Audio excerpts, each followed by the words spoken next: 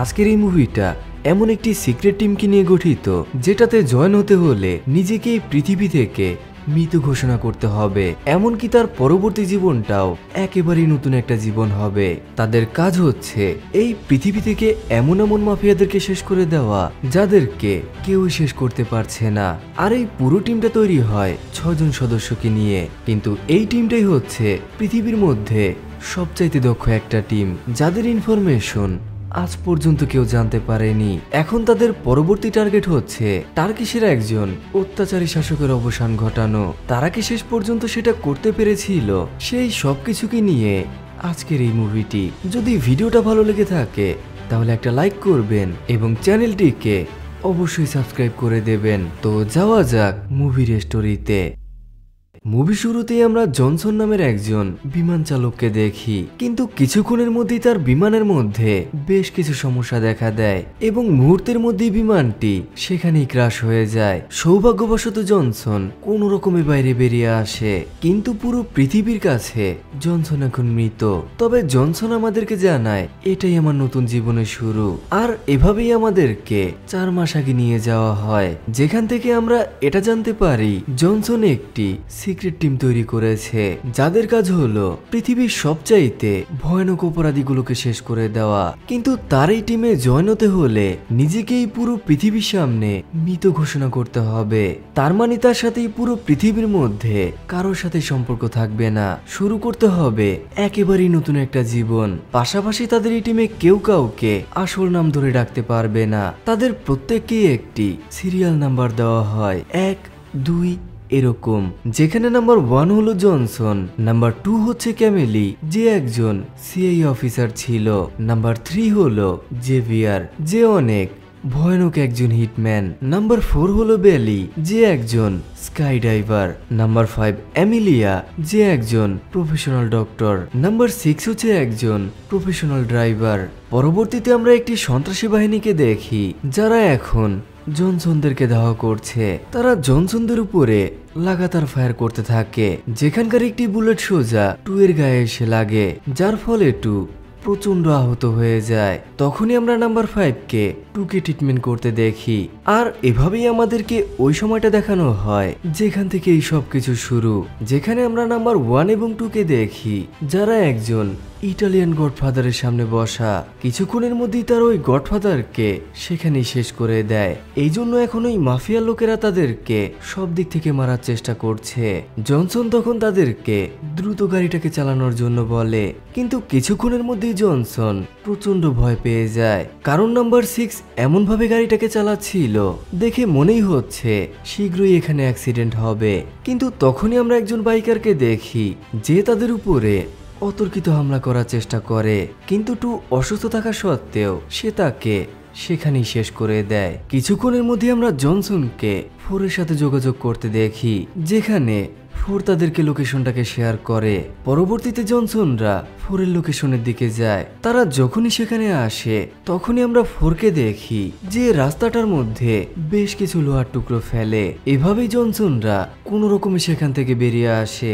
তখনই জনসন তার পকেটের মধ্যে থেকে চোখের মতো কিছু একটা বের করে আনে, যেটা সে ফোনের মধ্যে স্ক্যান করায় এবং সাথে সাথেই ফোনটা আনলক হয়ে যায়। পরবর্তীতে জনসন 3 সাথে যোগাযোগ করে এবং তার আশেপাশে থাকা সবাইকে দ্রুত শেষ করার জন্য বলে এবং নাম্বার 4 কে নিয়ে গোপন আস্তানার দিকে আসতে বলে।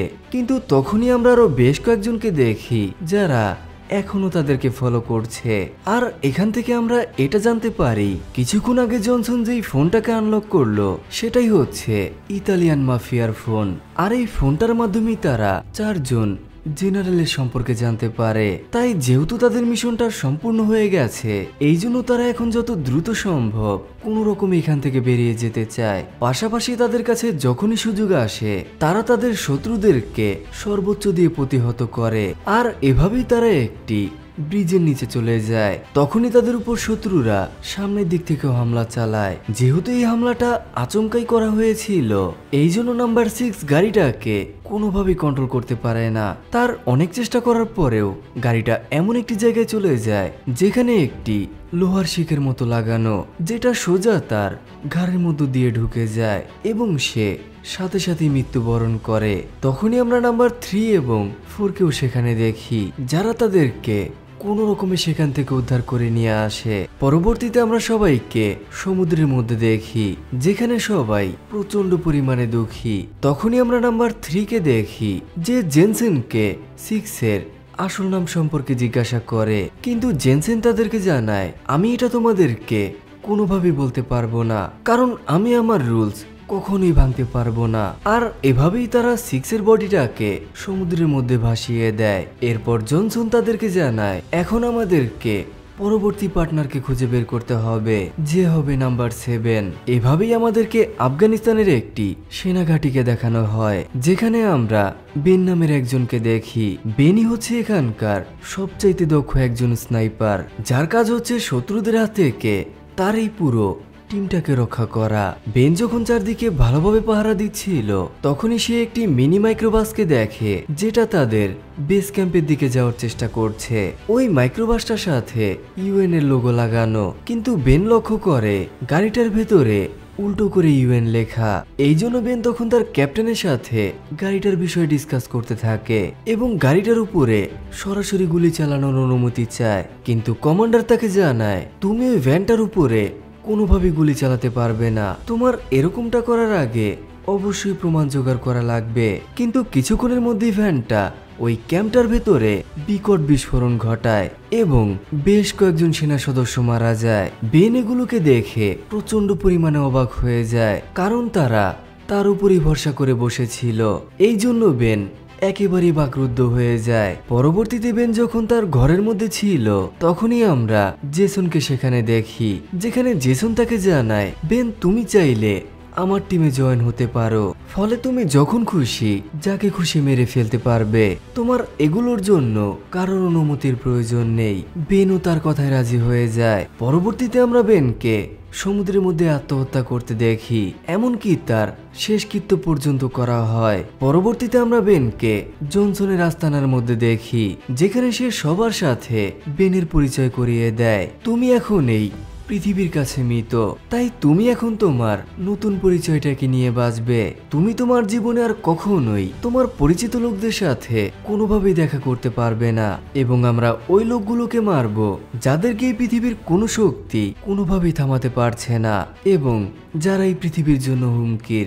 এভাবেই জেসন সবাইকে পরবর্তী টার্গেট সম্পর্কে বলে, যার নাম হচ্ছে আলিম, যে টার্কিশের একজন মাফিয়া। তখন 7 তাকে বলে, তুমি আলিমকে কিভাবে জানো এবং কেনই বা ওকে মারতে চাও? তখন জেসন তাদেরকে জানায়, আসলে বেশ কয়েক বছর আগে আমি তখন একটি হসপিটালের সামনে ছিলাম, কিন্তু তখনই আলিমের একটি ফাইটার বিমান ওই হসপিটালটার মধ্যে ভয়াবহ মিসাইল হামলা চালায়। আমি আমার চোখের সামনে পুরো হসপিটালটাকে মাটির সাথে মিশে যেতে দেখি, আর সেদিন থেকে আমি প্রতিজ্ঞা করি আমি ওকে যেভাবে হোক শেষ করে ছাড়বো। আর এভাবেই আমি আমার সিক্রেট টিমটাকে তৈরি করি।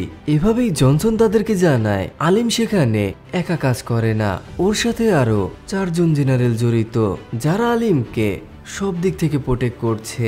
এই জন্য আমরা প্রথমে ওই 4 জনকে মেরে ফেলবো এবং আলিমকে মেরে ওরই ভাই মুরাদকে আমাদের সাথে নিয়ে আসব।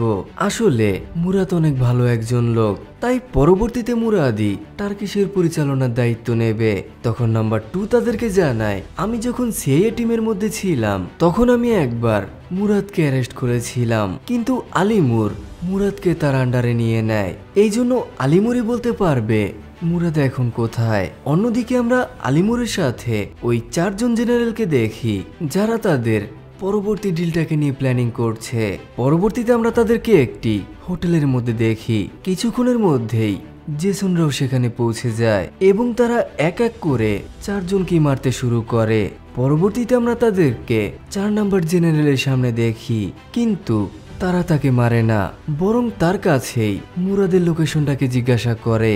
তখন জেনারেলও তাকে মুরাদের লোকেশনটাকে দিয়ে দেয়, কিন্তু যখন সে তাদেরকে লোকেশনটাকে জানায় তারা তাকে সেখানেই শেষ করে দেয় এবং দ্রুত সেখান থেকে বেরিয়ে আসে।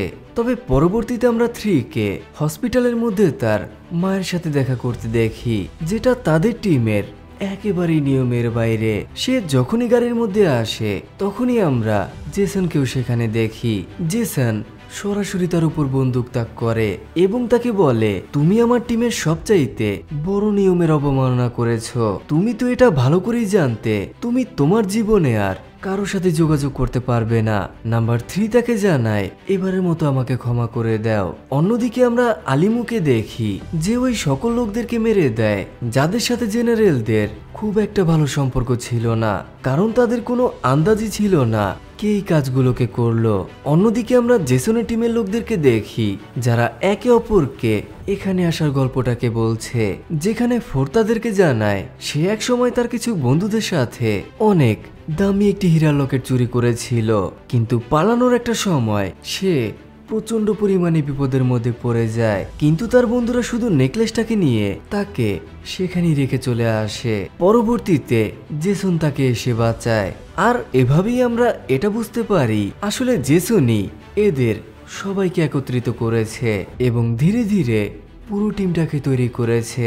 আর এভাবেই তারা হংকং এর উদ্দেশ্যে রওনা দেয়, কারণ মুরাদও এখন হংকং এ। পরবর্তীতে আমরা তাদের সবাইকে হংকং এর একটি হোটেলের মধ্যে দেখি, যেখানে সবাই সব দিক থেকে প্রস্তুতি নেয়, যেখানে 7 তার স্নাইপারটাকে নিয়ে ক্রেনের উপরে উঠে যায়, 4 অন্য একটি ক্রেনের উপরে উঠে।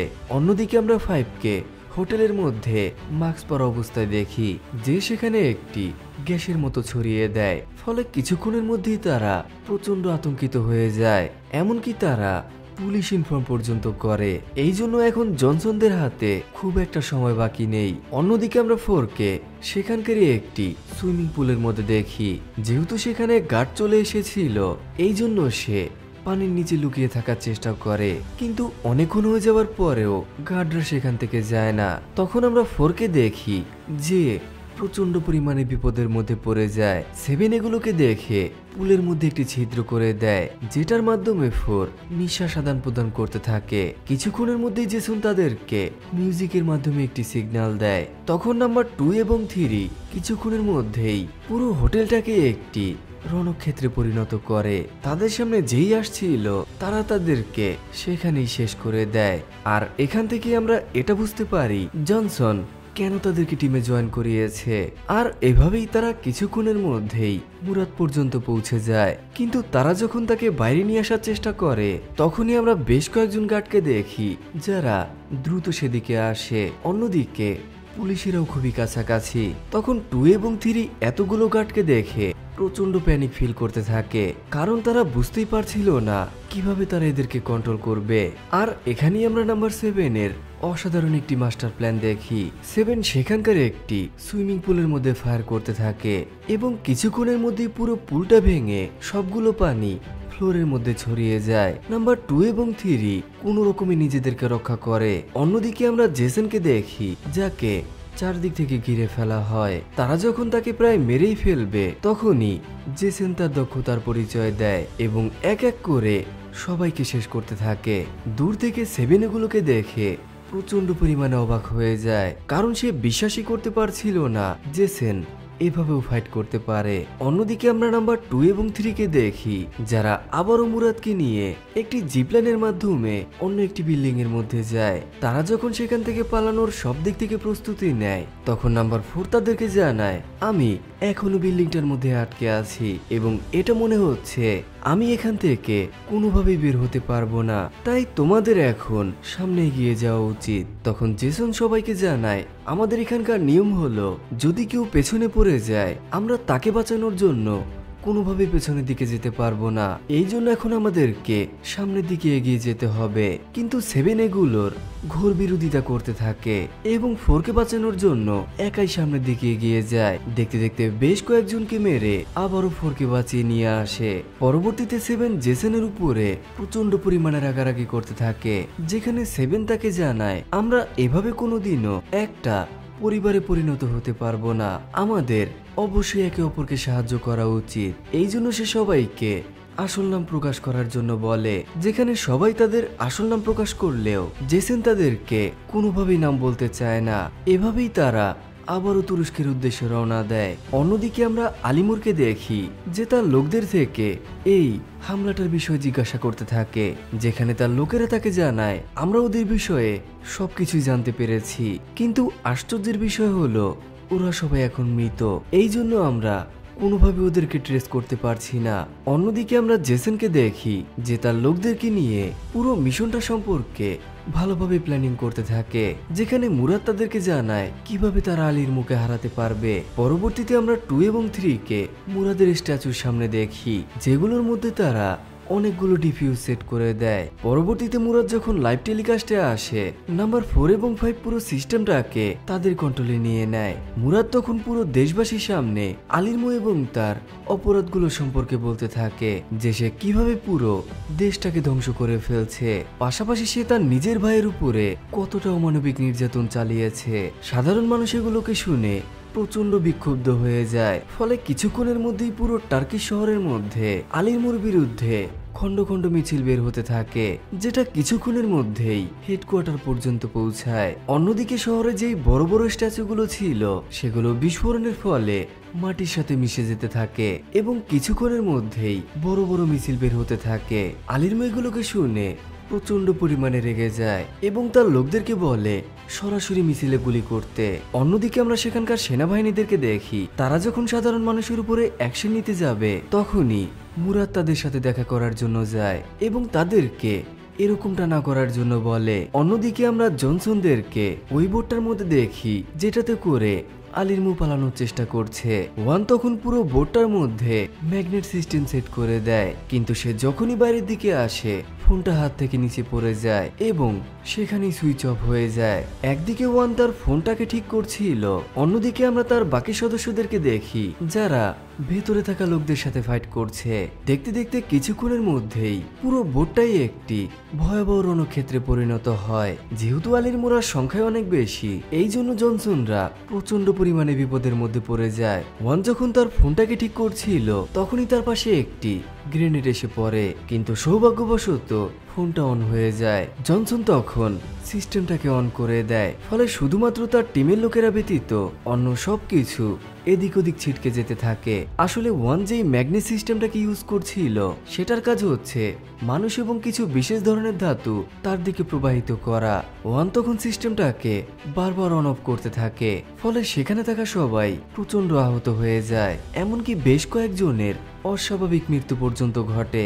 আর এই সুযোগটাতে ওয়ানের লোকেরা সহজেই সবাইকে শেষ করে দেয়, কিন্তু কিছুক্ষণের মধ্যেই জেসনের ফোনটা আবারও সুইচ অফ হয়ে যায়, ফলে আবারও সবকিছু স্বাভাবিক হয়ে যায়। এমনকি জাহাজটাও সামনের দিকে যেতে থাকে। তখন ওয়ান তাদেরকে জানায় যদি এরকমটা হতে থাকে আমরা ওকে কোনোভাবেই আটকাতে পারবো না, তাই আমাদেরকে যা কিছু করতে হবে দ্রুত করতে হবে। তারা তখন আলিরমোর বেশ কয়েকজন লোককে তাদের আন্ডারে নিয়ে নেয় এবং আলিরমোর ব্যাপারে জিজ্ঞাসা করতে থাকে। তারা তখন তাদেরকে আলিরমোর লোকেশনটাকে দেয়। অন্যদিকে আমরা নাম্বার 4 কে দেখি যে পুরো জাহাজটার মধ্যে ডিফিউজ সেট করে দেয়, কিন্তু দুর্ভাগ্যবশত সেগুলো কিছুক্ষণের মধ্যেই ব্লাস্ট হতে শুরু করে, এমনকি তার উপরে কেউ একজন অতর্কিত হামলা চালায়। তখনই আমরা 1 কে দেখি যে 4 কে বাঁচানোর জন্য আবারও পেছনের দিকে ফিরে আসে, যেটা দেখে সেখানে থাকা সবাই অনেক বেশি খুশি হয়ে যায়, কারণ নাম্বার 1 এখন তাদেরকে নিজের পরিবারের মতো ভাবে এবং সে কিছুক্ষণের মধ্যেই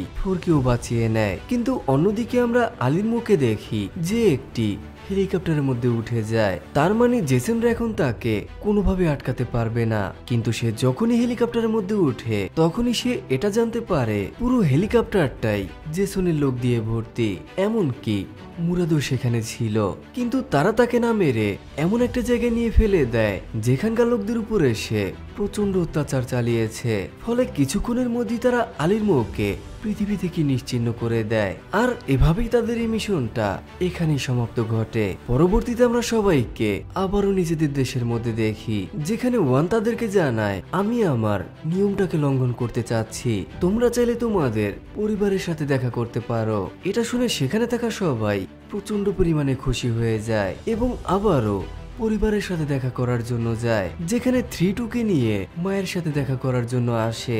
আর এখান থেকে আমরা এটা জানতে পারি 3 তাকে বিয়ের জন্য প্রপোজ করেছে। অন্যদিকে 4 এবং 5 একসাথে থাকার সিদ্ধান্ত নেয়। এদিকে আমরা নাম্বার 1 সম্পর্কে বেশ কিছু নতুন তথ্য জানতে পারি, যেখান থেকে আমরা এটা জানতে পারি নাম্বার 1 এরও ছোট্ট একটি পরিবার আছে, কিন্তু সে তার এই টিমটাকে গঠন করার জন্য মৃত্যুর নাটকটাকে করে এবং তার পরিবারের থেকে একেবারেই বিচ্ছিন্ন হয়ে যায়। আর এভাবেই সবাই আবারও তাদের পরিবারে ফিরে আসে, শুধুমাত্র 1 ব্যতীত। অন্যদিকে মুরাদ এখন টার্কিশের নতুন কিং। এভাবেই বেশ কিছু সময় কেটে যায়। পরবর্তীতে আমরা আবারও তাদেরকে একসাথে দেখি, যেখানে তারা তাদের পরবর্তী মিশনের উদ্দেশ্যে যাচ্ছে। আর এভাবেই এই অসাধারণ মুভিটি এখানেই শেষ হয়ে যায়।